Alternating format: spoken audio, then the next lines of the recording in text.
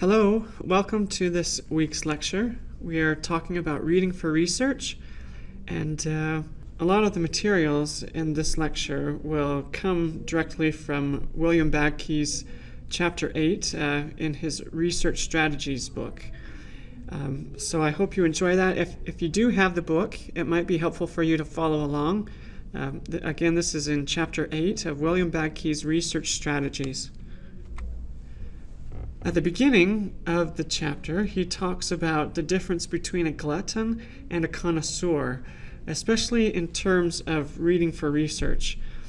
A glutton devours escapist literature, so they're fascinated with the action, the fantasy. They love a thriller novel, so they read from beginning to end, and they don't miss a page, and they're led along by the plot and the different twists in the plot and the different things, and they're led through by the author who is skilled at writing a good thriller novel. This kind of reading requires no analysis, and you just let the author lead you along. A connoisseur, on the other hand, enjoys a well-crafted mystery novel. So on the right we have Sir Arthur Conan Doyle's The Hound of the Baskervilles. This is a Sherlock Holmes mystery novel. So a well-crafted mystery novel, according to William Badke, requires discernment. And the reader pauses to think over the clues periodically. The excitement can be trying to figure out who done it or what happened, piecing together the different clues. So, William Badke states, research is not for gluttons. You want to be a connoisseur. You want to pause. You want to think about the clues. You need to read carefully and analyze the things that you read. And along with that, you don't read every single page, every single word from beginning to end, whether it's a journal article or a book. If you're doing research, you have a purpose. That is why it's so important to have a good research question, because you want to find only those bits of information that address your research question, okay? Because you're using that as a tool to answer the research question.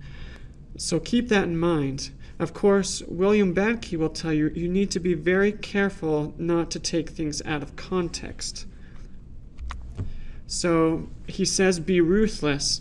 Any book or article you read for research purposes must be used and left behind as quickly as possible, even though you must never take anything out of context. You need to find information. Thus, you need to use every skill you have to sift quickly through what you don't need and find what you do need. As a caveat, as a librarian, I want to caution you to treat your books carefully and be nice to them. But I like this picture because it shows the pages open. After you've done your research, perhaps your desk or your room might look something like this with books open to the pages that you do need. But of course, we want you to be careful and nice to the books and return library books and be nice. So that's my one little caveat. So laugh if you will or not. But let's go on. Read what you need and abandon the rest. It's your only hope. That's what Bill Badke says, and I second that motion as well. He also writes that we need to read enough of an author's work to have a good idea of his or her main message. Again, you don't want to take things out of context. Be very sure you have grasped not only what the author is saying, but why the author is saying it. Okay, this leads us to his 5 suggestions for reading a book for research. So we'll go through each of these steps, and let's keep going. Here we can see that he suggests that the first thing you do with a book is to read the title page, the preface, the foreword, and or the introduction. These parts of the book can help you understand the motive or the reason for the book. Also, pay attention to subtitles because the subtitles reveal the real purpose of the book. Let's look at this title page here. The title says, "What Happened to My Sisters? A Look at Compulsive Hoarding." Usually a subtitle is preceded by a colon, but in this case the question mark functions as a colon. So, "What Happened to My Sisters? A Look at Compulsive Hoarding." So if the title only consisted of that first part, it could be about any number of things. We could be talking about what happened to my sisters when they went to college, what happened to my sisters when they traveled abroad. It could be anything. But the second half of the title says, "A Look at Compulsive Hoarding." This gives us some clues that maybe this book is more about compulsive buying, or maybe they hoard shoes. They have to go shopping all the time and they hoard shoes, or they hoard purses, or who knows, but it can kind of give us an idea. A look at the rest of the information on this title page indicates that this person, Jean Alexander Booth, she had to write this master's thesis in fulfillment of her degree in the Department of Human Development. So here we're talking about human development, and so it kind of sounds like it could be psychological. So that does give us some clues as well. Let's go on to the next page. Here we've got another title page. Again, this is a thesis or a dissertation. It looks like it's a dissertation, and the title appears at the top, and it says, "The Relationships Among Adaptive Behaviors of Children with Autism Spectrum Disorder, Their Family Support Networks, Parental Stress, and Parental Coping." So while this doesn't have a subtitle, it's got such a lengthy title that it does tell us a lot of information about the book and what the purpose is.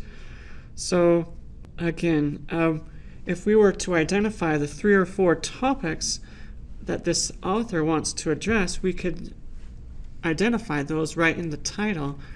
They're talking about children with autism.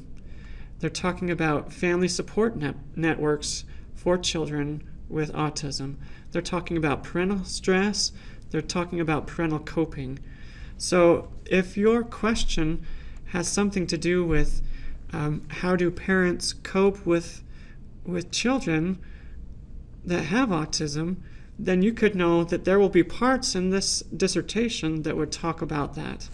And so that could be helpful. The second suggestion that William Bagke offers is to look at the table of contents. Looking at the table of contents can be really helpful. Not every table of contents looks like this. Some of them are a lot more sparse and give fewer details, but a lot of academic books will provide a detailed table of contents, such as the one that you're looking at.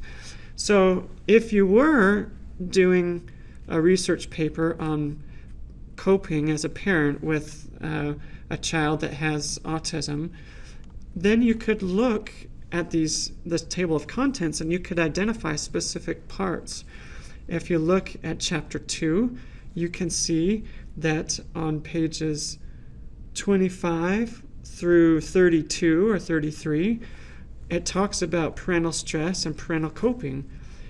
And so you could know just to go straight to those pages, but you need to remember that that's the chapter 2, it's the literature review.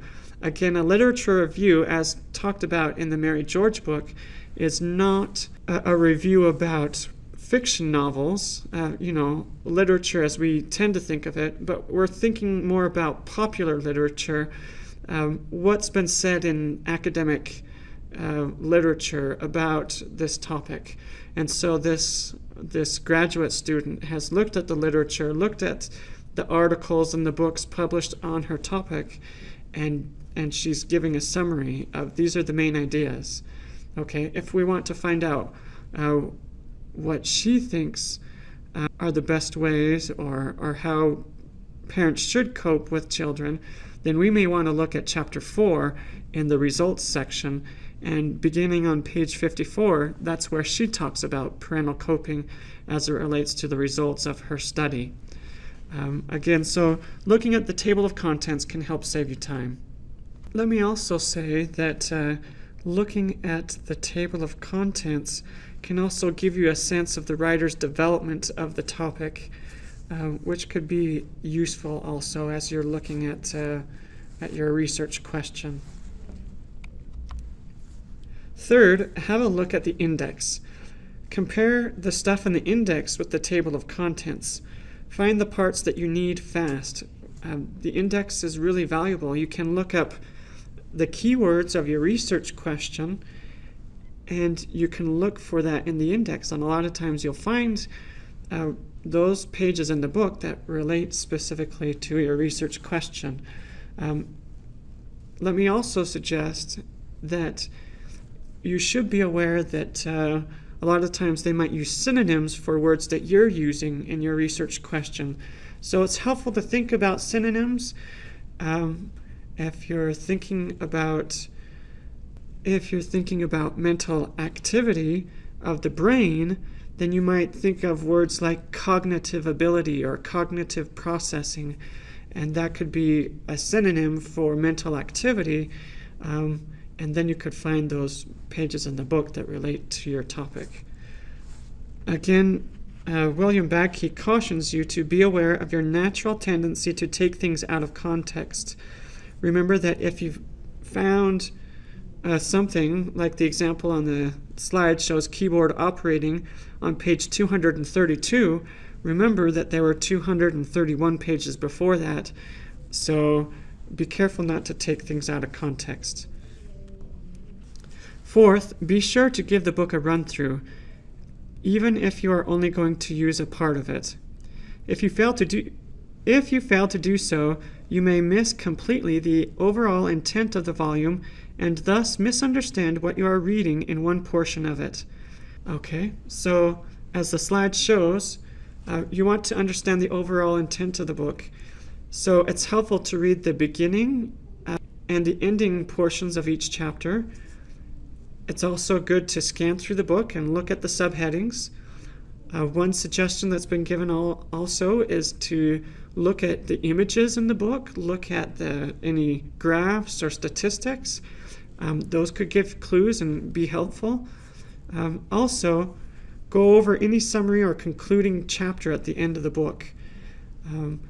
Usually, authors make sure to include their key ideas, their main points of interest in a concluding chapter. So make sure you take a look at those, even if it's just briefly, to understand what were they really trying to say. Because you don't want to take things out of context and say the opposite of what the author was trying to say.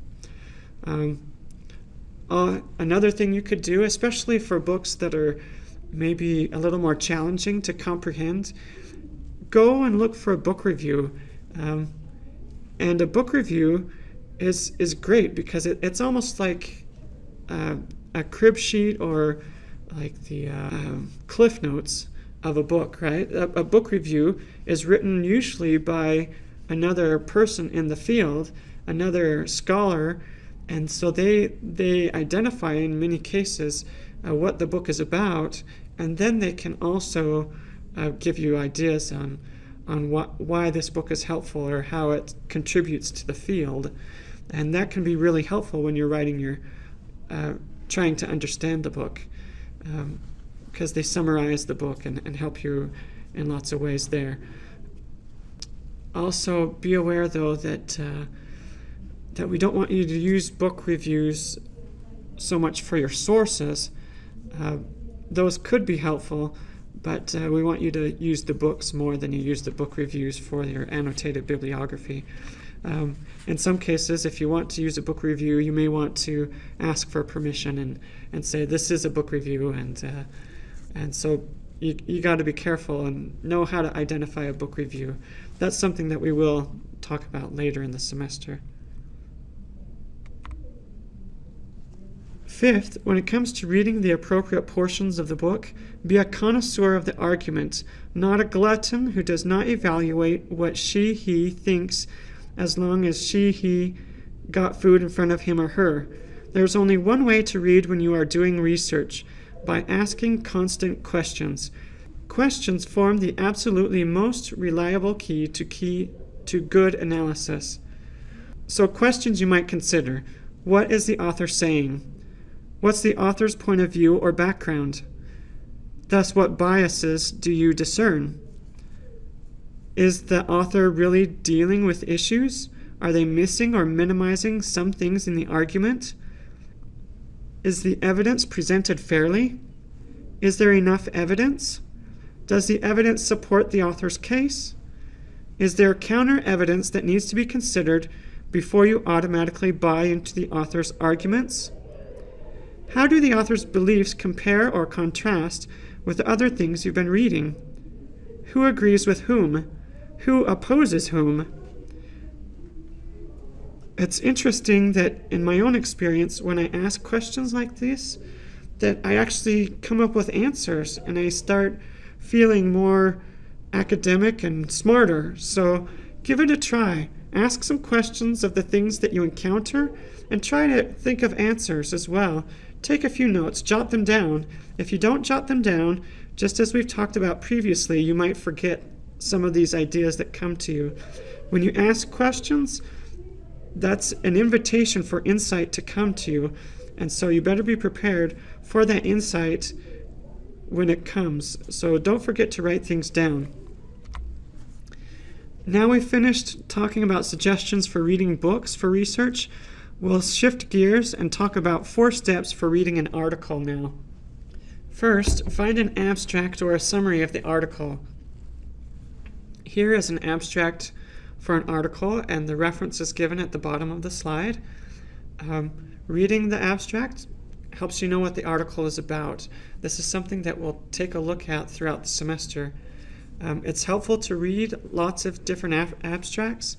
The more abstracts you read, the better you may become yourself at writing summaries, and that's an important component of this class.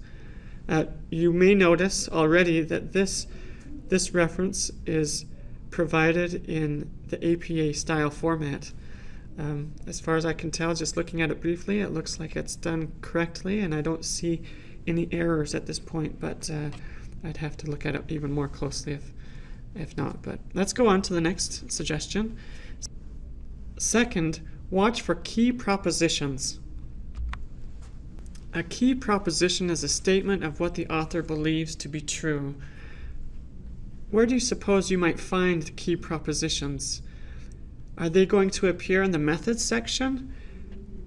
Probably not. The methods section tells the reader how they did a study. So we followed this method, which others have followed. That's not usually where you'll find the key proposition. Sometimes you might find key propositions or the thesis in the introduction, but if you don't find it in the introduction, a lot of times you'll find key propositions in the analysis or the discussion sections, and definitely in almost every instance, you'll find key propositions in the conclusion or the concluding remarks of an article. So let's think about the construction of, or the format of a research article.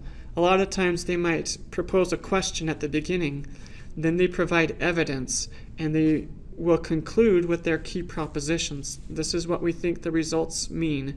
The evidence points to the fact that blah, blah, blah, blah, blah. So the key proposition almost always appears at the end. Some authors will provide the key proposition or the thesis right at the beginning. They'll talk about their methods, they'll talk about their evidence after they've conducted the research. That's the data section or the results. And they'll often have an analysis section, and then they'll have a conclusion that will restate their key proposition. The third suggestion Bill Bagke offers is to check out the author's conclusion. We've talked about this a little bit already. Usually that's where the bottom line is found. And if you think about it, I imagine that many of you have written essays or papers, and you save those best ideas to the end because you want to leave with a good note. You want your reader to be wowed at the end, right? A lot of college professors actually prefer that you give your thesis or your your most important idea at the beginning, and then they'll keep that in mind as they consider the evidence to see if you've actually supported that key proposition in your own argument. And so that's the reason why I think they want you to have that thesis at the beginning, and it's a good thing to do. Fourth, read the whole thing, particularly if you don't really know, following the previous 3 steps, if you can't really understand what the article is about or the key ideas, then you may just have to read the whole thing. Sometimes you just have to do it. In most cases, and especially for this class, I believe that you can skip those method sections in the articles. But you definitely should be reading the introductions, you should be reading the conclusions, and I think you should really give a lot of thought to reading the analysis and the discussion sections of those articles. And you may need to skim, and if you can learn how to skim for the main ideas, that can be helpful also. One thing that William Bagke suggests, he says, as you go, try to abstract the article for yourself on paper. It will help your understanding, and if you ever have to refer to it again in a week, by which time you've forgotten you ever read it, you'll be one step ahead. Nicole posted a number of videos last week, so keep those things in mind. One thing that I suggest is that you write in the margins. Highlighting too much isn't always helpful. Sometimes you can underline the key ideas or even the most important parts of a sentence. Sometimes it's not helpful to underline every single word, but it's more helpful, I think, to write in the margins and to summarize a whole paragraph in 1 or 2 words. And then after a week, you come back and you read those margins and those few little things that you underlined, and you can save yourself a lot of time that way, and be quick reviewing the main ideas and propositions that you discovered. Finally, let me explain a method that I learned from one of my professors when I was in college. He recommended that we apply this method at the beginning and the end of our reading. And so it just takes 2 or 3 minutes to write these few things down. PTIC is an acronym, and the P stands for purpose. So P is for purpose. What is the purpose of this article, chapter, book, etc.? Is it to inform, entertain, or persuade? What is my purpose in reading this chapter? Is it to prepare for class discussion, write a research paper, have some fun and relax, get ready for a quiz, or teach something to someone else? T stands for topic. What is the topic at hand?